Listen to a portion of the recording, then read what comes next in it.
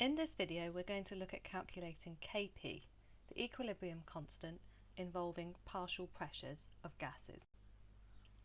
So to do this you're going to need to know how to calculate mole fractions and partial pressures, which was already in the previous video, Introduction to Kp. So for example, we might simply be given the percentages of gases in an equilibrium mixture. In this example, very commonly used of the Haber process, a mixture of nitrogen and hydrogen were mixed together in a ratio of 1:3, heated to 700 Kelvin and a pressure of 79 atmospheres in the presence of an iron catalyst. Of that information, the important thing for us really is simply the pressure that we're given in the question. So the pressure of 79 atmospheres. Ratio of 1:3 might be important in some of the examples we're going to look at later. 700 Kelvin is simply because we are always going to be given a stated temperature whenever we are calculating an equilibrium constant. So the more important information is telling us the equilibrium mixture, so it's gone all the way to the end, measured everything at equilibrium, and found the following proportions: nitrogen 21%, hydrogen 63%, ammonia 16%. So in the previous video we talked about mole fractions, and it's very important when calculating Kp we need partial pressures. To get partial pressures we need to know the mole fraction, and then we multiply that by our total pressure, which in this case is 79 atmospheres. So we've not been given mole fractions, but a percentage is essentially a fraction out of 100. And so we can still do the calculation by simply using percentages as our mole fractions. So to calculate our partial pressures for nitrogen, we're going to take 21% as a fraction. So you could either write 21 divided by 100, or you could simplify it to 0.21, wherever you're most comfortable with the maths there. And we're going to multiply that by our 79 atmospheres. We're going to do the same thing for our hydrogen. Partial pressure here is going to be 0.63 times 79, and then for our ammonia our partial pressure is going to equal 0.16 times 79 atmospheres. Working all that out, I'm going to get my final partial pressures as 16.59 atmospheres for nitrogen, 49.77 for hydrogen, and 12.64 for my ammonia. And I'm just going to feed that into my normal Kp equation. So very important that we now remember to go back and look at the equation, and the numbers in front are going to be important. It's not good enough to simply put those partial pressures in. We need to take into account that there are 2 moles of ammonia, therefore it's squared, and 3 moles of hydrogen, therefore it's cubed in my Kp equation. Also don't forget we need to go right hand side over left hand side and not just immediately start putting the partial pressures that we calculated first into Kp. So always worthwhile writing the expression for Kp out like I've done there before you put the final thing in. You'll have plenty of time when you're answering this kind of question. So my Kp value is going to be 12.64 all squared divided by 16.59 for my nitrogen multiplied by 49.77 cubed for my hydrogen. That gives me a final answer of 7.81 times 10 to the minus 5. I'm going to expect it to be a fairly small number. Looking back at my percentages, ammonia is only 16% of the reaction mixture, suggesting I have a small value for Kp. Mustn't forget my units either. So I've got atmosphere squared on the top of my equation. On the bottom of my equation I've got atmosphere multiplied by atmosphere cubed. So altogether I've got atmosphere to the power 4. when we're dividing, then we're going to do atmosphere squared over atmospheres 4. We're going to do 2 minus 4 to get us atmospheres to the power minus 2. Okay, what about if they only give you 1%? So that question was really quite nice in that they gave you all the percentages, and so we could put them in as mole fractions. However, what they could do instead is only give you 1% and to use your mathematical knowledge of what percentage means and also the numbers in front in the balanced equation to work out the rest of them. So in this example, what if, for example, they told you all the same information, that they mixed nitrogen and hydrogen together in a 1:3 ratio, and that the final equilibrium percentage of ammonia was 20%. So how I would work this out is I would know that the remaining gases, the nitrogen and hydrogen, are going to total 80% of my reaction mixture. And it's quite important in this question that they told you 1 mole of nitrogen reacted with 3 moles of hydrogen, i.e. they mixed them in the ratios that are in the balanced equation. You wouldn't be able to necessarily answer this question if they were mixed together in different proportions. The maths would get a lot more complicated because they would go down by different numbers and things like that. But in this equation they told you that 1 mole of nitrogen was mixed with 3 moles of hydrogen. So that ratio will remain the same all the time because any nitrogen that reacts will react with 3 moles of hydrogen as it does so. Upshot of that is that 1 mole of nitrogen and 3 moles of hydrogen, that ratio is equivalent to my 80%. If I add that up, that means there are basically 4 moles of gas making up 80%. Obviously those aren't absolute moles, this is just a ratio. Mathematically that means that 20% of my mixture must be nitrogen and 60% of my mixture must be hydrogen, and that's because hydrogen exists in a molar quantity 3 times as much as my nitrogen. So another way of looking at it, nitrogen makes up 1/4 of the remaining mixture, hydrogen makes up 3/4. Notice that this relationship isn't carried over into the other side, so 60% hydrogen doesn't equal 40% ammonia, and that's because that's determined by the actual equilibrium position itself, not by the numbers in front in the equation. If I wanted to do that, therefore, I could then do the same equation, putting my mole fraction in, multiplying by whatever the total pressure was in that instance. So second example is more like what we've been doing with our Kc equations, and that would be looking at just using the change in moles compared to start number of moles and the equilibrium number of moles. So in this reaction, 2 moles of sulfur dioxide and 1 of oxygen, so again they're in the same ratio as they actually react. Mixed, temperature of 700 Kelvin, don't need to know it, and an equilibrium pressure of 7.84 atmospheres. At equilibrium they are found to be 1.96 moles of sulfur trioxide, calculating Kp. So before we can work out Kp, we need to know partial pressures.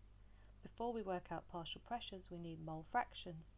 And so exactly like the Kc equations, really the first thing we need to know is how many moles there are present of every substance at equilibrium. So we're going to use an ice table to do this. By ice, what we mean is we're looking at moles all the way down this column. We want to know the initial moles. We want to know how the moles have changed from the start to the position of equilibrium, and we want to know the equilibrium number of moles. And once we've got that, we can move straight to mole fraction, partial pressure. So everything we have about initial moles is given to us in the question. We started with 2.00 moles of sulfur, 1.00 of oxygen, and they were mixed, and we're told nothing about sulfur trioxide, so we assume nothing. The final piece of information we can use, apart from pressure, which we'll use later, is that there are 1.96 moles of sulfur trioxide at equilibrium. So we can put that down here. From that 1.96, we can now work out how much each substance has changed by using that value and using the numbers in front in the balanced equation. So sulfur trioxide has gone from 0 to 1.96, so it's increased its number of moles 1.96. That means looking over at sulfur dioxide, and I'm doing that one first because it has the same number in front as sulfur trioxide. So if I have made 1.96 moles of sulfur trioxide, I must have used up exactly 1.96 moles of sulfur dioxide. And in that case, my oxygen, I only need to use half as much oxygen every time. So, which is a good job because I'm only starting with 1 mole, so it'd be very difficult to go down by 1.96 moles. But they won't always make it that obvious in the question, so we need to check the numbers in front. It's now going to go down, but it's going to go down by 1.96 divided by 2. Putting all those numbers in, then I'm going to find out that my equilibrium moles is 0.04 for SO2 and 0.02 for oxygen. So I've now got the number of moles of each substance at equilibrium. Once I've got my equilibrium moles, so remember we had 0.04 for sulfur dioxide, 0.02 for oxygen, 1.96 for sulfur trioxide, I can then go about working my mole fraction and partial pressure out so I can put them into the Kp equation. Don't be too hasty with adding up your total number of moles. It's super easy to try and add it up in your head, and you may be perfectly good at that, but it's also quite easy to skip over and see it, for example, as adding up to 2 when it's actually 2.02. Our mole fraction, therefore, is going to be moles of SO2 over the total number, moles of oxygen over the total number, and then moles of SO3 over the total number. So again, with the number of moles being 2.02, just be really careful that you don't assume that the moles on the left is going to equal the moles on the right, that the moles at equilibrium, are going to equal the moles at the start. Number of moles is definitely not a conserved quantity, it's just the number of particles in an equation, and of course every time a particle breaks up or joins together to make another particle, you're going to change the total number of moles that there is. So, partial pressure is just going to be moles fraction, which we've got in the table there, multiplied by the total pressure, which we're told in the question is 7.84 atmospheres. If I multiply those together, I'm going to get a partial pressure of 0.155 for my SO2, 0.0776 for my oxygen, and 7.61. I've kept all of those at 3 significant figures, and that is simply because that's how many significant figures I've been given for everything at the start of the question: 2.00, 7.84, 1.96. So it looks like I'm doing different numbers of decimal place. I am, and that's because I want to conserve the number of significant figures, not the number of decimal places necessarily. Once I've got a base of numbers, I can simply put them in my Kp equation. So this is where we need to be mindful again that we don't rush it, that we make sure we remember that sulfur trioxide was 2 moles in the equation, that sulfur dioxide was also 2 moles, and that oxygen was simply on its own. If I put all the numbers in that I get above, I will find I've got a Kp of 31,063, and my units here, I've got atmospheres is my pressure unit. Atmospheres at the top is squared, underneath is squared, so I can cancel those out, and I end up with just atmospheres to the -1 from my oxygen at the bottom. if I wanted to do it to the same number as significant figures, or is what is often called an appropriate number of significant figures, then I'm going to do it to 3, which is actually going to give me 31,100 atmospheres to the minus 1, whoops, and that would be to 3 significant figures. So that's change in moles, and that's the most common example of a KP problem that you're going to come across.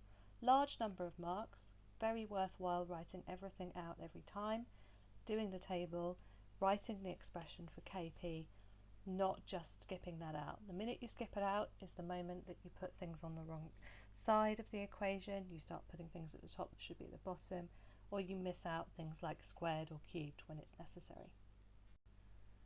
Slightly more tricky example would be if I was actually now trying to go back from KP and calculate partial pressure of a gas at equilibrium. So in this example, we've been given the KP for the equation. Always watch out because often it's stated in the right hand side of the equation or just near it, very much like a delta H value.